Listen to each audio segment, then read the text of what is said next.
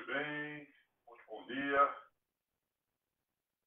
Cumprimento a todos aqueles que estão nessa imensa honra e, por igual, muita alegria que nós nos reunamos agora às terças-feiras pela manhã, nesta página prestigiosa da Norex do Paraná, a cuja presidente, a doutora Mônica Guimarães de Macedo Dalla Vecchia, eu apresento os seus melhores agradecimentos. Estendo também meus cumprimentos e gratidão por me hospedarem nesta página muito prestigiosa, a presidente da ANIPAR, doutora Mariana Carvalho Cotenato Martins, a presidência do Colégio Notarial do Brasil da São Paraná, doutor Renato Bartolana, ao Instituto de Registro Civil de Pessoas Naturais do Paraná, bem presidido pela doutora Elizabeth Regina Bedovato, ao Instituto de Registro de Documentos de Pessoas Jurídicas, que até há pouco era presidido pelo doutor Maximino César Picô e agora está sob a presidência da doutora Elizabeth Dudek Azevedo. Cumprimento também o Instituto de Protesto de Títulos do Paraná, na pessoa do seu presidente, doutor João Roberto França Gomes, bem como o Instituto Maranhense de Estudos Jurídicos, IMAES, doutor Tiago Estrela, que também empresta seu apoio a essas nossas reuniões das claves notariais e registrais. Na nossa reunião de número 8. Muito bem. Hoje vamos tratar de mais um pequeno tema. Eu gosto de realçar aqui o relevo que se deve dar a essas nossas reuniões. O mais possível, torná-la, quando isso não for possível, hoje mesmo é algo um pouco mais difícil para isso, torná-las reuniões informais, troca de ideias. A imagem que eu tenho dessas claves notariais é de um grande encontro, por assim dizer, gastronômico, em que nós estejamos reunidos em torno de uma mesa e conversando sobre os nossos temas de direito notarial e registral, o conceito, debatendo com certa liberdade, com certa expansão de ideias, procurando fazer algumas discussões para mostrar até mesmo que o direito notarial e o direito registral não são segmentos afastados da realidade da nossa vida, não são ao que diz respeito à nossa existência diária, não é? Então hoje vamos tratar do tema do ad mensurem, que é um dos temas importantes aqui da nossa parte inicial, e que tem uma correlação também com o que nós cuidamos na aula passada, o ad corpus. São, portanto, situações correlacionadas, o ad corpus, o ad mensurem. Por assim dizer, conceitos que se apresentam com uma certa tensividade, dizemos, até uma certa antinomia, do ponto de vista jurídico. Pois bem, vamos lá. A realidade e a noção que se opõe, como acabo de dizer, à alienação ad corpus, que foi objeto da nossa reunião na semana passada, se tem aqui com a chamada venda ad mensurem, e conseguinte, não menos diversamente, uma aquisição ad mensurem. Aqui nós vejam uma coisa interessante que eu havia mencionado na aula anterior. As pessoas usam, às vezes, eu vi isso em várias pessoas já no curso da minha atividade judicial, ad corpum ou ad corpum. O ad corpum vem exatamente assim, na linha de uma falsa cópia, uma falsa imitação da desinência da expressão ad mensurem. E aqui está justificado, porque corpus é de uma declinação diversa da palavra mensura. Mensura, mensure, que é uma palavra latina de primeira declinação, que faz o acusativo em am, no singular. E como o ad é uma preposição que sempre regida por acusativo, aqui nós temos essa referência. Mensura é a palavra feminina e tem um acusativo singular, mensuram. Significa medida. Nós temos no português a palavra mensura como medida, como temos mensuração, mensurabilidade, o verbo mensurar, que é medir, existe também no latim. O verbo mensuro, o mensurar de primeira conjugação latina, é equivalente ao nosso mensurar, medir. Muito bem. Dá-se o caso que essa alienação, ou venda, ou aquisição, admensura, como que nós utilizamos mais a expressão venda, admensura. Quando o imóvel, e no caso do direito brasileiro, apenas se refere a imóveis. Não podemos pensar na quantidade de bens móveis, seja a quantidade contínua, então, seja na quantidade numérica, discreta. Então, vários móveis. Não se aplica no direito brasileiro. O admensura só diz respeito a imóvel. Então, é o caso em que o imóvel é alienado como coisa de medidas exatas e indispensáveis. Isso está designadamente referidas no título.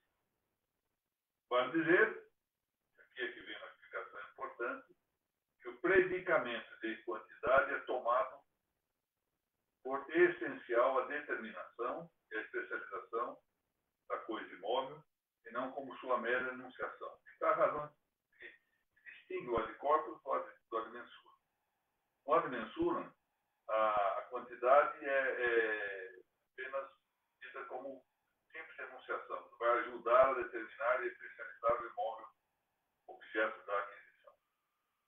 Diversamente, no ad mensura, essa quantidade é essencial, tanto para que se determine o imóvel, quanto para que ele se especialize. E é um predicamento. Atenção para isso. O predicamento, ou categoria, é o objeto de uma lista de 10 possibilidades correspondentes. Uma das possibilidades é a substância. Quer dizer, as outras 9 possibilidades remanescentes são possibilidades de acidentes, ou seja, algo que existe na substância. A quantidade, a qualidade, o lugar, o tempo, o hábito, etc. Isso não existe sem uma referência a uma substância. A substância é aquilo que é em si. Por isso se fala em si. O acidente é aquilo que existe em outro, em alho. E a quantidade, que é a que nós estamos tratando, é um dos acidentes da substância. Portanto, predicamento ou categoria é a mesma coisa. Então, predicamento ou categoria divide-se em substância e 9 acidentes possíveis. Um dos acidentes é a quantidade. Trata-se, pois, com o ad mensura da venda de um corpo imobiliário, em que a quantidade do prédio, a quantidade do imóvel é um elemento essencial do acordo de vontade, na alienação e na aquisição. O negócio tem como essência dele a quantidade bem determinada, bem especializada do imóvel que está sendo, que é o objeto material dessa negociação. Muito bem. Já referi que a quantidade é uma das 10 categorias dos bens. E aqui vem a definição. O acidente predicamental, ou seja, não é uma substância, é um acidente. É um dos predicamentos ou categorias. Podemos falar também de acidente categorial. Tanto faz. Que assina a extensão intrínseca das coisas. Deriva da suscetibilidade de a matéria dividir-se internamente. Exatamente o que é a matéria. O corpo tem partes, é que ela pode dividir. Se essas partes são discretas, nós contamos. Então, por exemplo, aqui atrás, estamos vendo alguns livros. Posso contar 1, 2, 3, etc. Então, são quantidades discretas. Mas elas podem ser também contínuas. Um imóvel tem quantidades contínuas. Mas se nós formos ver, tem quantidade contínua. Nós vamos ver essa quantidade, ela se apresenta com a característica de ser divisível. Ora, o divisível apresenta partes. As partes, no caso do imóvel, desse como contínuo, elas são consideradas unidas consecutiva. Mas vejam, quando nós dizemos, por exemplo, vamos fazer um lote, o que nós estamos fazendo é designar uma parte dentro de um todo maior que a crosta terrestre. Essa é a realidade. Já é uma parte. Agora, essa parte pode ser considerada também sob a perspectiva de ser ela própria um determinado todo. Um todo composto de partes. Tanto é que fisicamente pode ser segregado. Portanto, o corpo divide-se internamente, ou seja, nós podemos reconhecer que o todo material, ou todo corpóreo, é composto de distintas partes, homogêneas, quer dizer, não seria um todo, dispostas de maneira ordenada, quer dizer, com essa ordenação, são contínuas, são consecutivas.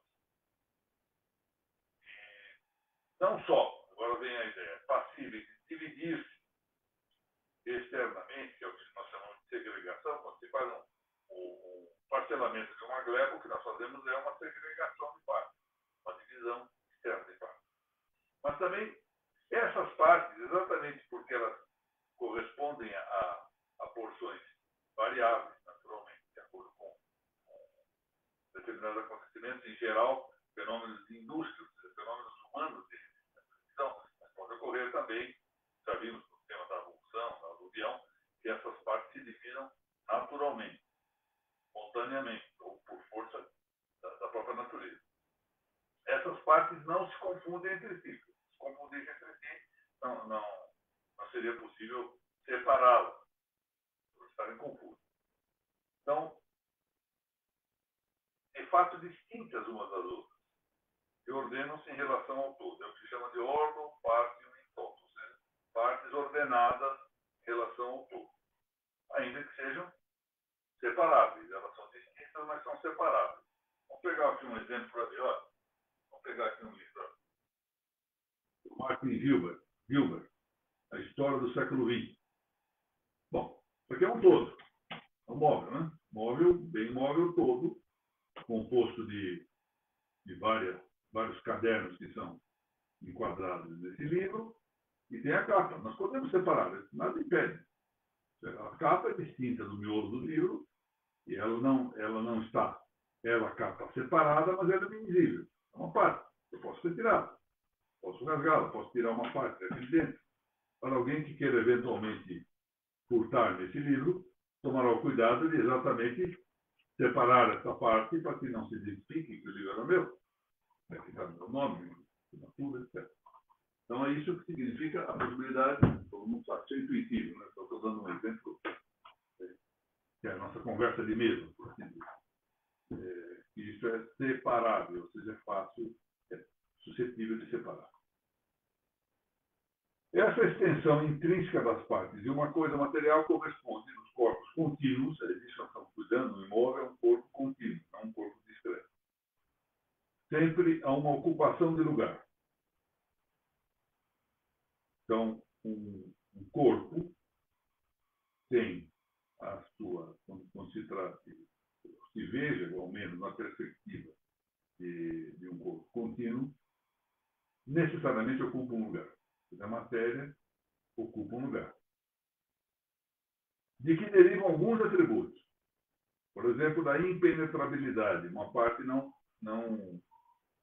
penetra no lugar de outra. Ou seja, uma parte de um quanto exclui do lugar em que ela ocupa a incursão de outra parte. Se, por exemplo, esse livro está aqui sobre a mesa, vamos por aqui esse livro, vamos ver se aparece. Põe esse livro aqui. Não é possível que outro corpo ocupe exatamente o mesmo lugar. Pode ocupar acima, pode imbricar, se ocupar em parte sim, parte não, mas não pode excluir inteiramente ocupar o mesmo lugar que esse ocupa no espaço. E é também uma possibilidade de consecutividade, quando se une ordenadamente uma parte com várias. É isso que ocorre no imóvel. O imóvel possui uma consecutividade, de maneira que esse imóvel tem um nexo de coesão de suas partes, é por isso que forma um dado lote. Ou então, quando alguém, pense no caso da fusão ou unificação, o que ocorre com esses terrenos? Eles criam um nexo de coesão e eu os agrego e passam a ser uma unidade. Que antes eram, por exemplo, 2 terrenos separados. De maneira que, então, eu os ordeno também com o nexo de coesão. Volto a dizer, isso pode ser, às vezes, fruto, resultado da própria natureza, como se dá, por exemplo, na evolução, na aluvião, como já mencionei, formação de ilhas, a própria natureza cuida de dar-nos essa realidade, mas outras vezes isso resulta e a maior parte das vezes resulta da indústria humana. Ou seja, o homem é que, então, faz as segregações ou agregações dos imóveis, aumentando ou diminuindo a sua superfície correspondente. E isso acaba sendo um todo individual, composto de partes que são contíguas, ou seja, são partes que seguem de modo ordenado umas às outras, tangendo seus limites entre si. Nós nem sempre damos conta, quando estamos dentro de um lote, por exemplo, dessa composição de partes, exatamente elas se reúnem num todo. E o que nós vemos é o conjunto todo. Mas basta que nós pensemos que, de fato, e às vezes até juridicamente, pode haver a separação de partes, para que nós verifiquemos que realmente são partes distintas e que estão tangendo umas às outras. Eu vou dar um exemplo aqui que permitirá, penso eu, ver isso com claridade. Aqui eu moro numa cidade periférica de São Paulo, uma grande São Paulo, chamada Santana de Parnaíba, e nas barrancas do Rio Tietê. Eu moro nisso que se designa mal de condomínio, na verdade é um parcelamento murado, uma cidade murada, ou um bairro murado, e há umas santas regras para a construção nos terrenos. Então, adquire-se o lote, né, já fica sabendo. E na parte fronteiriça desse lote, deve respeitar-se como área não edificante a extensão de 6 metros pela largura do imóvel, ou seja, o comprimento de 6 metros por toda a largura do imóvel. Então, é muito claro que essa é uma parte. Embora haja uma contiguidade de quem vê o todo, constitui uma parte. Uma parte que não está separada, mas que é de algum modo separável do plano da edificação. Não lhe é conferida a mesma qualidade, o mesmo conjunto de atributos que é conferido ao restante do imóvel que eu posso construir. Mesma coisa, ao fundo eu não posso construir depois de tantos metros de profundidade, as laterais devem manter, e mostra claramente que nós temos partes dentro de um todo, partes ordenadas. Essas partes são contíguas, uma ao lado da outra, ou seja, uma tange seus limites entre si, e contínuas. E exatamente por isso, por essa continuidade das partes, é que nós reconhecemos o todo. Note que a contiguidade é também muito clara quando nós imaginamos o plano da confinância, do confronto com os imóveis lindeiros. Pronto, aí nós vemos claramente o que é uma contiguidade, a um ponto de tangência. Bom, a quantidade, além de tudo isso que eu estou mencionando, tem um predicado de comensurabilidade. O que quer dizer comensurabilidade? O que significa isso? Que ela pode ser medida. Quer dizer, é um quantum. O imóvel pode ser determinado ou expressado por medidas. É por isso que ele é comensurável. É algo connatural ao imóvel a possibilidade de ele ser medido, mensurado, por meio de unidades e medidas. As unidades podem variar, mas as unidades são criações convencionais. Determinamos o tamanho de 1 metro, determinamos o tamanho de 1 quilômetro quadrado, determinamos o tamanho de 1 hectare, etc. E isso é um artifício humano. De maneira que isso corresponde às quantidades contínuas, assinalando-se os limites ou extremidades das coisas. Né? Nós somos exatamente nas descrições indicar os seus limites. Quais são os limites, as extremidades? Porque sabemos que dentro desses limites existem partes que são contíguas e contínuas. Por outro lado, a qualidade dos entes, os entes têm uma qualidade, que é a figura natural. Então, que corresponde à forma dos entes artificiais. Um livro, por exemplo, esse livro tem uma forma, certo? O aparelho de telefone celular tem uma forma. Seres humanos têm figura. Os entes, o cachorro tem figuras. Uma árvore tem figuras. Porque são entes naturais.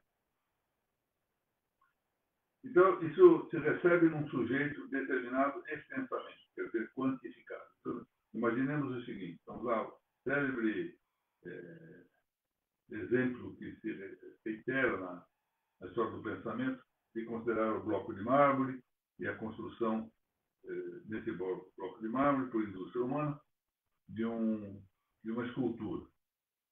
Então, vamos lá.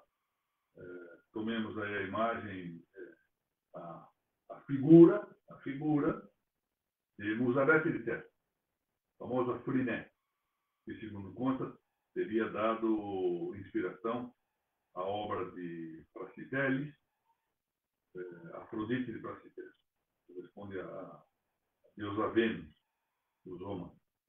Então, essa figura de Musarete de Testa é também a causa formal exemplar que vai para a estátua. Então, vira a forma da estátua, inspirada na figura que existe num ente natural, como foi Musarete de Testa. De modo que nós temos que considerar um sujeito que é determinado de pensamento, ou seja, uma matéria quantificada, e podemos falar assim, uma figura com dada medida. No caso da Musarete de Testa, que tinha lá medidas do rosto, medidas do corpo, medidas do braço, etc. No caso de por exemplo, fazemos aqui uma imagem do Minotauro, vamos lá, tanta medida, tanta extensão corporal, etc. E, de maneira que aqui nós estamos relacionando, notem bem, a quantidade com outro acidente, que é a qualidade. No nosso caso aqui, o que nós estamos sugerindo é a qualidade de um par de qualidade, o acidente de qualidade, o predicamento acidental de qualidade, possui vários pares, hábito, disposição, qualidade, quantidade, etc. O que nos interessa aqui é qualidade e quantidade. Nós estamos... Perdão, falei qualidade e quantidade errado. Forma e figura. Então vamos lá de novo. O acidente de qualidade possui vários pares. Entre eles, mencionei hábito e disposição. Outro, forma e figura. E nós já mencionamos a forma nos entes artificiais, a figura nos entes naturais. Aqui nós estamos considerando algo sobre dois pontos de vista. Ponto de vista da qualidade, ou seja, no nosso caso, figura, e do ponto de vista de quantidade, medida. Qualidade, figura, porque se trata de um ente natural. Ainda que ele possa ter partido de um modo ou de outro, o imóvel é um ente natural. Então, ele tem a qualidade da figura. E tem a quantidade, as suas medidas. De maneira que a qualidade atua como forma e a quantidade atua como matéria ou sujeito de determinação. Então, nós não podemos, no fundo, eu estou chamando aqui, sequer imaginar uma qualidade sem quantidade. Embora, sim, possamos pensar numa quantidade sem qualidade apreensível de modo sensível. O número, não podemos pensar no número exatamente, 1, 2, 3. Mas a qualidade, pensar sem quantidade, nós não conseguimos. No seu corpóreo, bem entendido. Bom, vamos então agora, dados esses conceitos que têm lá a sua complexidade, não muito, mas eles são relativamente complexos, né? O artigo 500 do Código Civil Brasileiro de 2002 denuncia o seguinte, vou ler aqui. Se é na venda de um imóvel se estipular o preço por medida de extensão, ou se determinar a respectiva área, e essa não corresponder em qualquer dos casos às dimensões dadas, o comprador terá o direito de exigir o complemento da área, e não sendo isso possível, o de reclamar a resolução do contrato ou abatimento proporcional do preço. Presume-se que a referência às dimensões foi simplesmente enunciativa, já vimos de corpo, quando a diferença encontrada não exceder de 1/20 da área total, etc. Parágrafo 2º também diz respeito ao ad corpus, e o parágrafo 3º, que é o que nos interessa, desse artigo 500. Não haverá complemento de área, atenção, não haverá complemento de área, nem devolução de excesso, se o imóvel for vendido como coisa certa e discriminada. Ou seja, exatamente a venda às mensuras.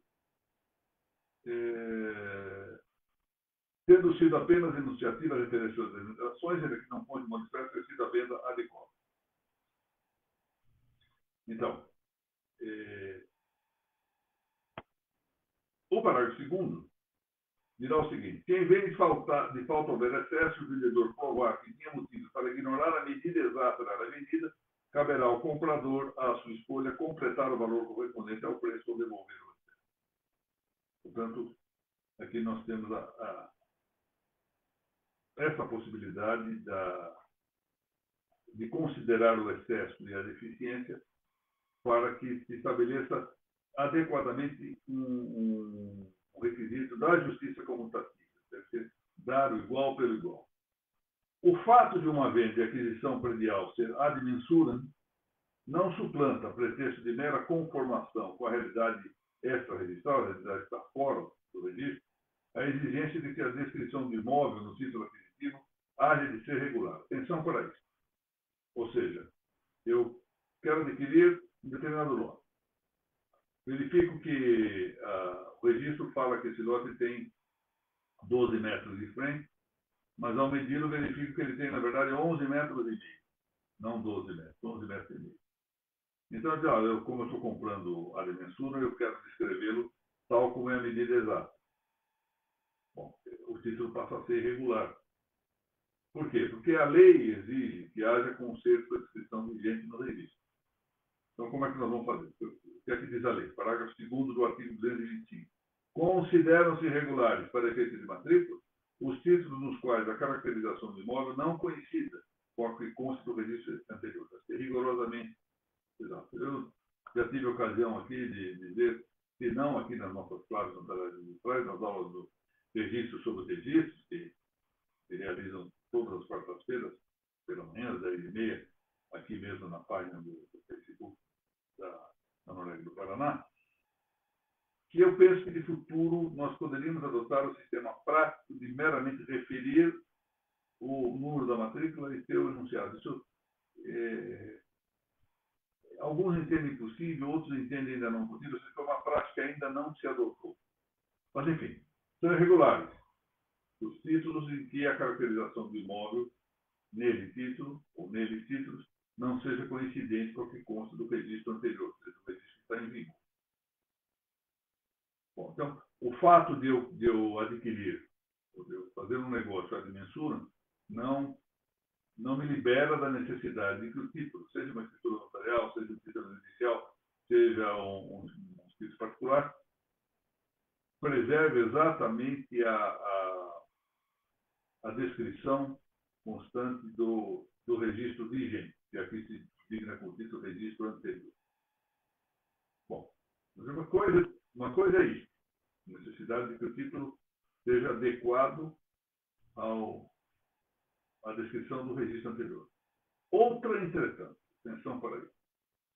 Esse é um ponto muito relevante. Outra, entretanto, é que, feita a aquisição constante do título à medida adequada, no nosso exemplo aqui a pouco, um imóvel que consta do registro ter 12 metros de frente, na verdade tem 11,5, e eu quero que a verdade prevaleça, faz-se a aquisição com base na descrição do título anterior e, previamente à inscrição do ato aquisitivo, ad mensurem, claro que data ad mensurem, nada impede que eu promova a modificação registral, ou seja, a retificação do registro das medidas constantes da.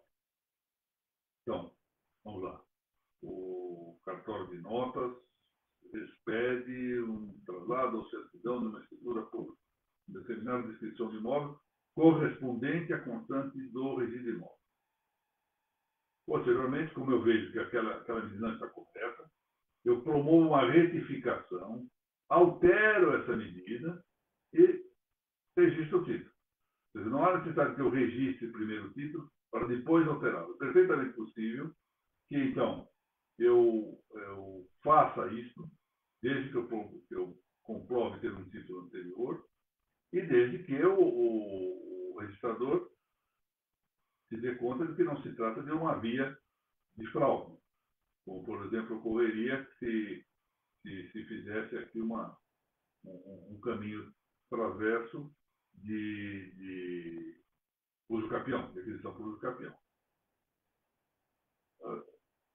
Então, o que o registrador faz é verificar, e o notário também tem que saber isso, né, porque ele vai ter que aconselhar, essa função mais importante do notário, do ficar velho, né, de aconselhamento, que não se trata, de modo algum, de um caminho fraudatório, de um recurso fraudatório. Mas, portanto, ele tem os dois caminhos. Então, nada engano. Ele registra primeiro o título e depois retifica. Ou retifica e embora o registro, porque isso muitas vezes ocorre. Não existe um título anterior, tem um certo receio de registrar com a medida anterior, que não corresponde à verdade. Então, ele pretende fazer coisa diversa. Então, é um caminho perfeitamente possível. Retifica e depois leva o título anterior ao registro, mostrando que a retificação do registro se deu de modo posterior à elaboração do título. E desde que haja cabida do imóvel na inscrição retificada, desde que não se demonstre ter havido fraude, e geralmente ocorre nas aquisições que sejam de valor menor do que a retificação. Mas pode ocorrer também o diverso. O registrador tem que ficar muito atento nesse tipo de análise, porque pode dar-se o caso de que as retificações sejam para menos, exatamente para propiciar uma alienação de parte do imóvel, uma franja do imóvel, possa depois ser feita por meio de retificação para o vizinho. Alguns dirão, bom, mas esse caminho eventual de primeiro retificar e depois registrar o título anterior é mais tortuoso que o outro. Pode parecer à primeira vista, mas os dois são problemáticos, porque nada impede que o registrador verifique claramente que a retificação tenha fins probatórios. Há uma passagem muito interessante desse grande civilista que foi Antônio de Carvalho, dizendo que, às vezes, propositadamente, se dão omissões diárias, de pequenas parcelas diárias das inscrições, que vão para o registro, exatamente para esconder alienações que não seriam permitidas, de pequenas frações de imóveis. Provavelmente as normas edilícias impediriam uma alienação, por exemplo, de um imóvel com 30 centímetros de destaque dessa área, com 30 centímetros de testata, por exemplo. Mas aqui isso já se incorporou ao imóvel vizinho. Então, mais à frente se fará isso por meio de identificação. Caberá ao registrador prudentemente verificar quando se trata ou não de bulos. Bom, e com isso nós aqui terminamos a 8ª reunião das nossas claves notariais de registro.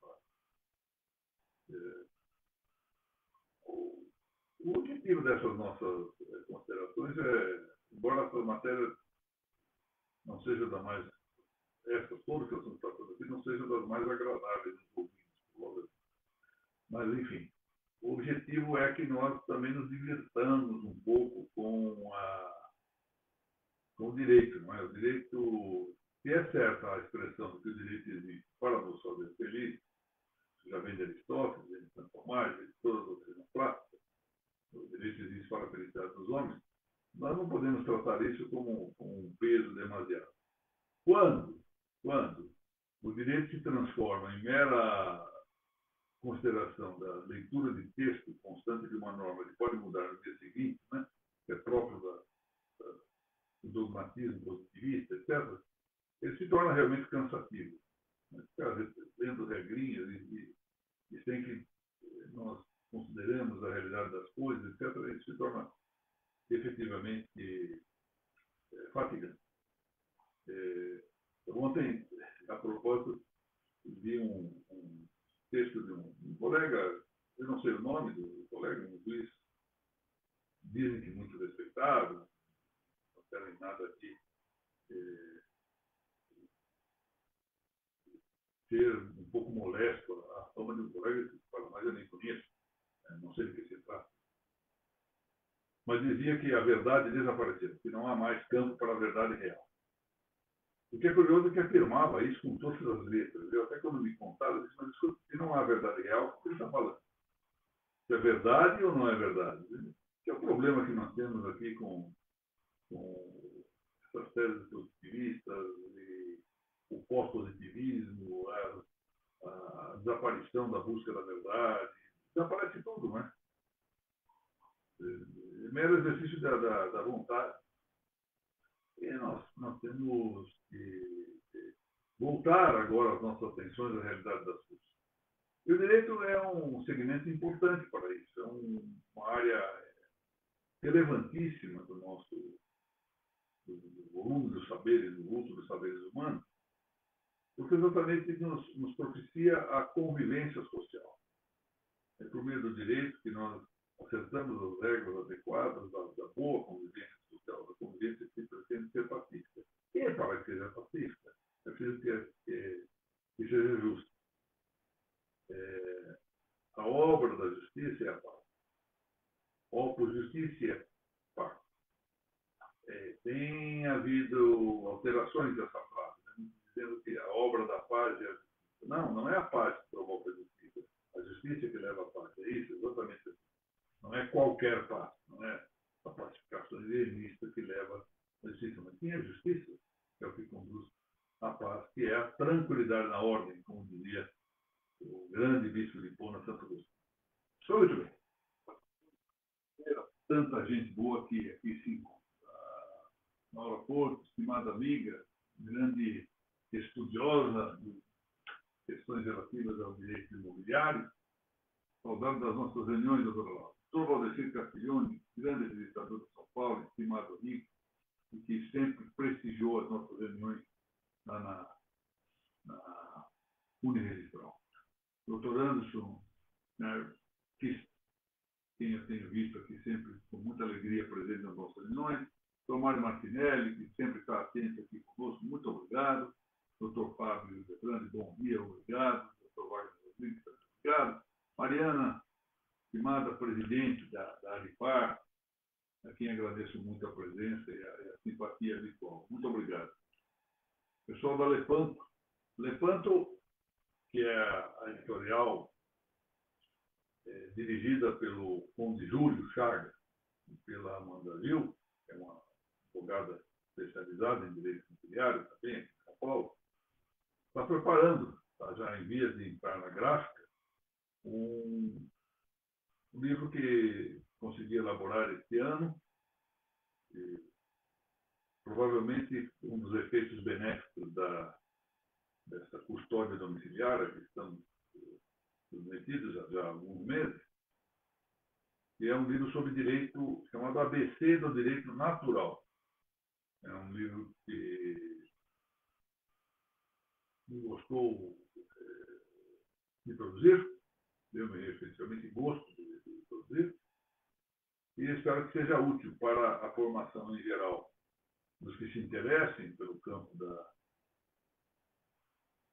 do direito, da aplicação da justiça, e que possa ser útil também para os notários registradores.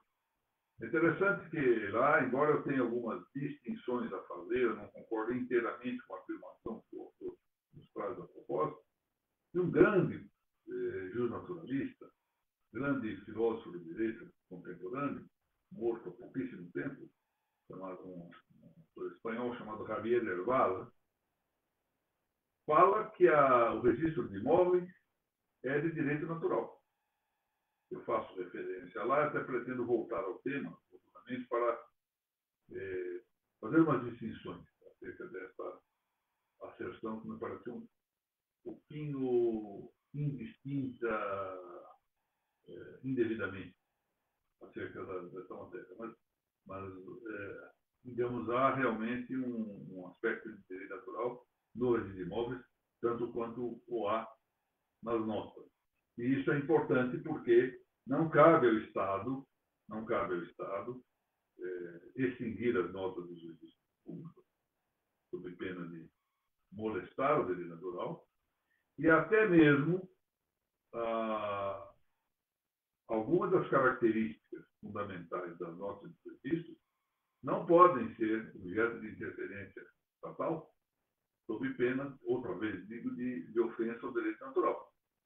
Então é interessante considerar a matéria e, embora não seja um livro dirigido a notários e registradores, e nem a matéria específica de seus estudos, é um livro que dará também a esses juristas elementos importantes para a defesa das suas instituições. Defesa, também se diga, e não se faz para benefício ou privilégio de notários e registradores, mas para o bem comum. Nós somos os principais interessados em que as notas e os registros sejam rígidos. E, a propósito, que sejam rígidos também do ponto de vista econômico-financeiro. Eu tenho visto, agora acompanhado nas redes sociais, críticas, a meu ver, com todo respeito, eu digo, a meu ver, inadequadas, inoportunas, injustas, a uma proposta de aumento de emolumentos feita em curso, atualmente, no estado do Paraná. Não é assunto meu, eu vivo no estado de São Paulo, não é assunto meu diretamente, eu sou um magistrado, mas eu sou um usuário dos registros das notas. Não me parece bem que com todo o problema de alça de preço, 50 anos sem nenhum aumento nas custas de emolumentos do estado do Paraná, possa esse serviço manter-se como se fosse um oásis, no meio de um inferno que nós passamos durante algumas décadas, de aumento de alça de preços manifestos, de desvalorização monetária. E, sobretudo, aqui é que se põe a questão. Essa justiça do preço exatamente corresponde às exigências da prestação de um serviço adequado, porque as notas dos registros continuam cumprindo as suas demais equações. Equação tecnológica, equação de eficiência, equação de eficácia, etc. Até a equação ambiental. Isso é um custo. Portanto, interessa ao usuário desses serviços que haja uma boa remuneração, uma remuneração adequada, uma remuneração justa. Não, num clima de 5 décadas de desvalorização monetária, não parece justificar-se esse conjunto de críticas que quase sempre são circunstanciais, que não se deve fazer aumento em períodos como os que nós vivemos, porque nós sabemos que até mesmo há uma assimetria nos efeitos econômicos deste semi-fechamento, semi-clausura que se impôs pelos governadores e prefeitos às atividades econômicas no Brasil. Houve gente que ganhou muitíssimo, e houve gente que perdeu muitíssimo. Isso é assimétrico. E dizer a esta altura que os notários e registradores não podem buscar a justa remuneração no momento em que eles estão sacrificados é desconhecer essa assimetria. Muito bem. Dr. Rogério Tobias, estimadíssimo amigo, grande cultor do Dia das Notas, minhas saudações. Doutora Silvana Normuta, minha saudação. Cláudia Rosa, que bom que o Felipe está melhor. Fico muito feliz com isso. Será que estava baixo aqui o áudio? Espero que não. Parece que sim. Olha, tem muita gente reclamando do áudio. Aqui não me dava sinal nenhum de... Deixa eu ver como está isso. Dá com um sinal normal, viu? Curioso. Muito obrigado. Doutora Maria Fernanda Meia Dalmar, doutora Josida Camacho também. Muito obrigado às duas. Maria Fernanda tive a ocasião de conhecer aqui em São Paulo. Recomendações do Giovanni. José Antônio Ortega Luiz, muito obrigado. Dona Miriam Vieira Silva, bom dia, obrigado. Doutor Fernando Abreu Costa Júnior, muito obrigado. Mariana, pastor reclamar a sua ausência, ela apareceu, ainda bem, eu gosto da Mariana. Devo muitíssimo a Mariana, toda a diligência com que ela se comporta, a cortesia com que prepara aqui as nossas, o banner das aulas, desce do registro. Muito obrigado, Mariana. Doutora Mônica, muito obrigado por ter tido a ocasião de saudá-la. Doutora Karina Constância, também muito bom. Oi, então, assim encerramos a nossa reunião de hoje. Espero que possa revê-los na nosso encontro de amanhã, aqui também na página da Panorama do Paraná, da série Registro sobre Registro. E, em todo caso, nos vemos na semana que vem, se Deus permitir, aqui com as nossas claves notariais e registrais. Muito obrigado a todos.